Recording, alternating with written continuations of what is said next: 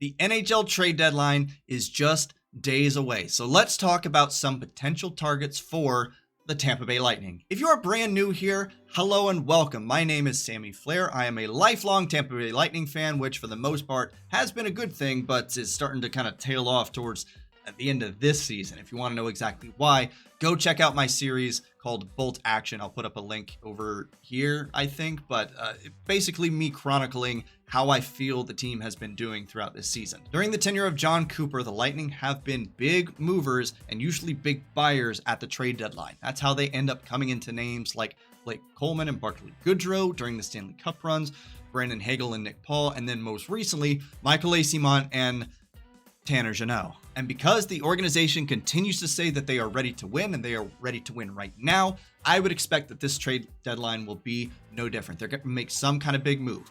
What works against them this season is they don't really have the first and second round draft picks to play around with. They do have prospects, and they do have some pieces that they could feasibly move out in order to bring some better pieces in. While I do see some lower level needs like a backup goaltender, but really if you make it in the playoffs, you're riding Vasilevsky the whole way, and perhaps some depth scoring, which has been picking up, but it's been spotty at best. The biggest need for the Lightning this season, without a doubt, is defensemen. At multiple points throughout the season, they lost Mikhail Sergachev to injury, including this most recent one, where he is slated to possibly come back if the Lightning make a deep playoff run. But that is your number 2 defenseman down and out for basically the rest of the season and quite possibly all of the postseason. Apart from the fact that they have been fighting the injury bug, most recently with names like Eric Chernak and Hayden Fleury, their second pairing and their third pairing defensemen have been kind of this mishmash all season of young defensemen who are trying to find their way with names like Nick Perbix and Darren Radish and Emil Lilleberg, alongside wily vets that are basically on the tail end of their careers like Calvin DeHaan. They have been asking entirely too much of Victor Hedman this season, and it shows. They desperately need to bring in some additional help on the blue line to help them get competitive in the here and now and help them be more defensively responsible as they make a push towards the playoffs. So here are 5 names that I have heard in connection to the Tampa Bay Lightning for the trade deadline, and I'll give some short thoughts on them, what I would be willing to give up for them if I think they're a good fit at all. Number 1, Ivan Provorov from the Columbus Blue Jackets. Provorov has 1 more year left on his deal at $6.75 million, which is a little bit on the hefty side for a second pair defenseman, which is where he is right now in Columbus and where he would ultimately be, in my opinion, if he was brought on to Tampa Bay. The short-term goal is, of course, to replace Mikhail Sergachev. That makes the most sense. But I don't think it makes the most sense to replace Mikhail Sergachev with basically another Mikhail Sergachev, and here's why. Stylistically, Ivan Provorov plays a similar game to Mikhail Sergachev. He is a puck-moving defenseman. He is a offensively minded defenseman, which is becoming more and more popular in this day and age as you have these young talents like Cale Makar moving up into the league. And I'm not entirely certain that that is specifically what the Lightning need to address right now. As far as Provorov's contract is concerned, 6.75 is way more than the Lightning can afford in the future. They have cap relief right now of, I think, $7.5 million because Mikhail Sergachev is on LTIR. But come the end of this season, once all of that LTIR relief is gone, you have to part with some big-ish contracts to essentially get a player that you already have. Number 2, in the here and now, it doesn't make a lot of sense because the Lightning's defensive needs are not puck-moving defensemen. They don't need offensively minded defensemen. They got plenty of those, trust me. What they need right now is defensive responsibility. You need somebody that is strong and stout in the zone, somebody that's going to lay a lot of hits, and somebody that is just going to deny entry at the blue line. And in my opinion, that's not Ivan Provorov. The Lightning don't have a second round draft pick until next year's draft. They don't have a first round draft pick until the 2026 draft. So the best that they can offer them right now is a third round pick in this year's coming draft, along with maybe a 5th and a 6th. And you would end up giving up at least one player. Columbus right now is in full rebuild mode anyway. I would imagine their priority is stacking up draft picks. So for all those reasons, probably best that a trade for Ivan Provorov just doesn't happen. Moving on to another second pair defenseman on the left side from a team that is most likely selling at this deadline, Sean Durzi from the Arizona Coyotes. The 25-year-old defenseman is in the final year of his current contract at $1.7 million after being moved from Los Angeles over to Arizona. In some capacity, Sean Durzi kind of fits that similar mold. If he has great offensive talent, and a lot of his defensive mistakes I wouldn't chalk up to being an offensive defenseman. I would chalk it up to he's only been in the NHL for 2.5 seasons. But the flip side of that is young players making young player mistakes also come with the potential upside of success, given that they are placed in a good system where they are mentored and they are developed and they are given the chance to succeed. Something else Sean Durzi has going for him is playoff experience. In his 2 seasons with the LA Kings, they went to the postseason. Both seasons, he played a total of 13 games in the playoffs, scored 2 goals and 2 assists. And while his defensive play needs some work, he does have something that the Lightning have been sorely missing this season, and that is somebody who can reliably exit the zone. In this most recent bolt action video I filmed, I made a note that the Lightning have gotten into this weird habit of wanting to make these little 4 and 5 foot passes and try to put the responsibility on somebody else to get outside of the zone unless your name is Victor Hedman. Well, Sean Durzi might be able to take on that responsibility as well. From what I have seen and from what I have read, Sean Durzi is the kind of guy that will be confident in bringing the puck out and exiting the zone with the puck on his stick. He is also confident in making the longer pass to get the puck out of the zone. Maybe that's the kind of catalyst that the team needs right now, but it won't be the only thing. It won't be the biggest fix for them right now. But again, considering the caliber of player, his age, and his cap hit, yes, you're going to have to pay him more if you end up re-signing him. But for right now, this might be a good temporary fix while you evaluate his potential long-term value for this team. As far as what to give up in a trade for Sean Durzi, I don't think you have to break the bank with this one. His contract is only $1.7 million right now. The Coyotes are also in a rebuild phase, just like the Blue Jackets, so they're going to want to stack draft picks. I think you could get away with trading a 5th or a 6th round pick in this coming draft, along with a player or a prospect. Immediately coming to mind is one of your younger guys, like maybe Maxwell Crozier, or one of your guys who has seen more NHL ice time, like Nick Perbix. If I am general manager Julien Brisebois of the Tampa Bay Lightning and I want to propose this trade, I would officially propose a 5th round pick in the 2024 draft, along with Nick Perbix, to acquire Sean Durzi. Next on the list, and easily the most expensive, is the first pair left defenseman from the Calgary Flames, Noah Hanifin. Noah Hanifin is in the last year of his contract at $4.95 million, so you're taking up most of the space that you were gaining from the LTIR relief. And Noah Hanifin has an 8-team no-trade clause, and we don't know if Tampa Bay is on that list or not. At 27 years old, I feel like Noah Hanifin represents a core defenseman that you can build around going forward. Again, he's in the final year of his contract, so that 4.95 is probably going to increase, especially as the salary cap increases next year. I could see him being somewhere around the $6.5 to $7.5 million per year range. On the ice, I think he fits in really well. He is a solid two-way defenseman. He can play on the power play. He can play on the penalty kill. He doesn't have a ton of gaps in his game right now, and I think given a good system, he can succeed. I think he's ready to slot in somewhere else besides Calgary right now. I wouldn't necessarily call it a big downside for Noah Hanifin, but he is a left shot defenseman, and the Lightning don't really need that right now. They're more in the market for a right shot defenseman.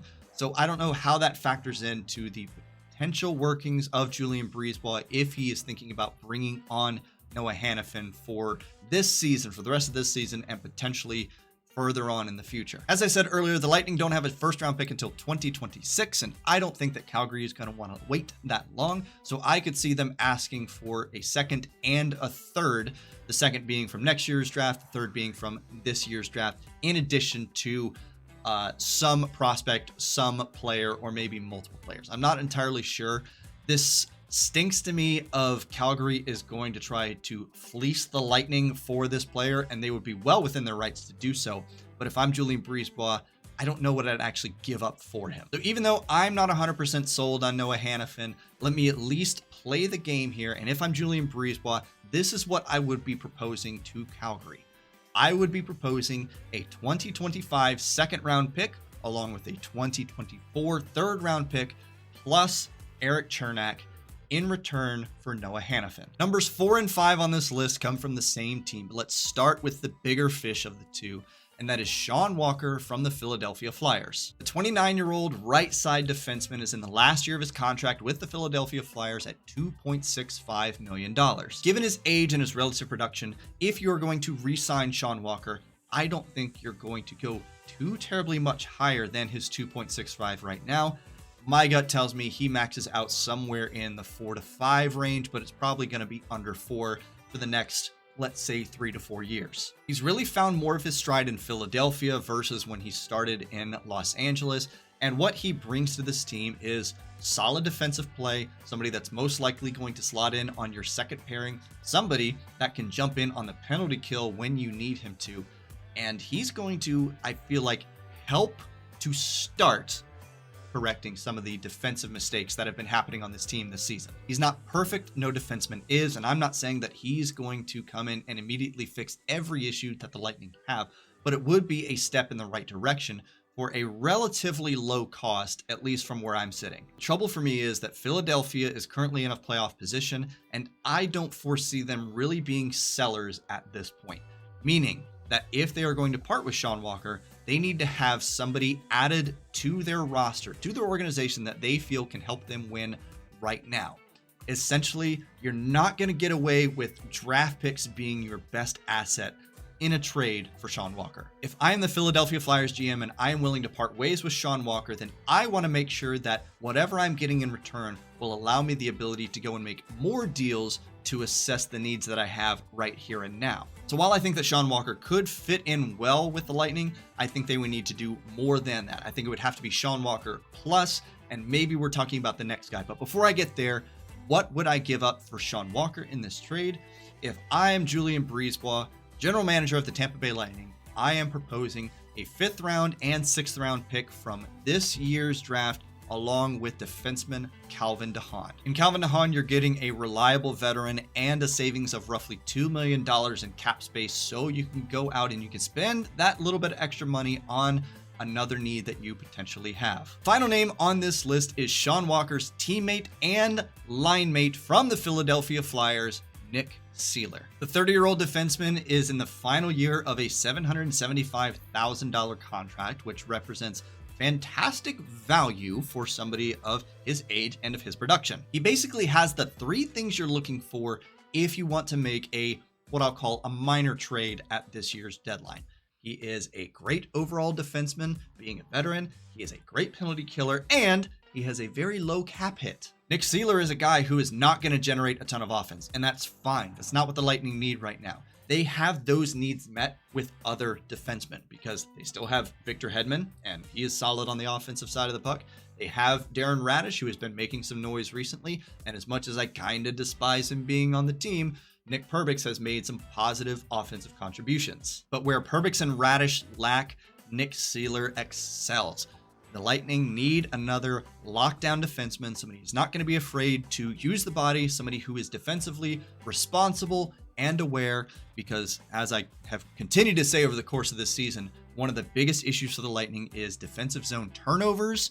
Secondarily to that, missed assignments in the D zone. This is another situation where it's Nick Seeler plus. He's not going to jump in and fix all of your problems immediately. You probably need to pair him with another trade to help bolster the blue line at this point. So is there the potential of getting both Nick Seeler and Sean Walker? It's possible, but I think it's incredibly unlikely. However, let's treat this trade as if it's in a vacuum and we're only looking at Nick Seeler. This isn't going to be a blockbuster trade by any means. The guy's contract is $775,000. So I think you're going to get away with a draft pick, maybe 2 draft picks, maybe a draft pick and a prospect. It's worth pointing out, by the way, that the Philadelphia Flyers have a pretty stacked prospect pool on defense, including Jamie Drysdale and quite possibly my favorite name in the NHL right now, Oliver Bonk. If I am general manager Julien BriseBois and I want to acquire from the Philadelphia Flyers Nick Seeler, I am proposing quite simply a 5th round pick in the 2024 draft. However, if I want to try and acquire both Sean Walker and Nick Seeler,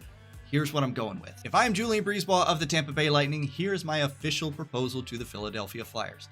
In exchange for defensemen Sean Walker and Nick Seeler, the Tampa Bay Lightning will send a 3rd round pick in the 2025 NHL draft, along with defenseman Calvin DeHaan and goalie Jonas Johansson. Sending the backup goalie may sound a little counterintuitive right now until you remember that the Philadelphia Flyers, for all intents and purposes, are without starting goaltender Carter Hart because of the nonsense that happened with Team Canada. We're not going to talk about that. Philadelphia's goalie tandem right now represents a grand total of 61 games of NHL experience between two players. Jonas Johansson by himself represents 60 games. He's played one fewer game than those two. And by the way, Jonas Johansson has taken on starting goaltender responsibility as recently as this season. I don't think that the Flyers would ride Jonas Johansson into the playoffs, but I think he does give them some flexibility in several areas. He could step into the starting role temporarily. He could be designated as the backup and they could send one of maybe their entry-level goalie down into the minors and let him develop a little bit more. They could turn around and deal Jonas Johansson away and attempt to find a starting goalie. There's so many options, but a big need for the Flyers right now is in goaltending, and the Lightning do have a potential solution. And all it's going to cost him is 2 defensemen. Controversial, maybe, but I'm trying to think outside the box here and do something a little bit more fun. Oh, and by the way, I heard one other name in connection with the Lightning, but it's a forward. It's Jordan Eberle from the Seattle Kraken, and literally on my notes, I just wrote, why? Jordan Eberle's a good player, but the Lightning just don't need him right now. They need to put focus on defensemen. So what do you think? Do you like any of the 5 players that I discussed on this list? Do you like any of the proposals that I threw out there? What do you think the Lightning are actually going to do as the trade deadline approaches? Make sure to leave me a comment down in the comment box below. After the trade deadline has settled, I may make a dedicated video to those acquisitions. I may lump it in with the next episode of Bolt Action. I don't know what I'm going to do, but stay tuned. I will be talking about whatever moves the Lightning happen to make at the trade deadline. That's it. That's all I got for this video. Thank you so much for watching. Thank you for giving me just a little bit of your time today. And I hope you enjoy the utter chaos that is bound to ensue as the NHL trade deadline approaches us in just a couple of days. I'll see you in the next video.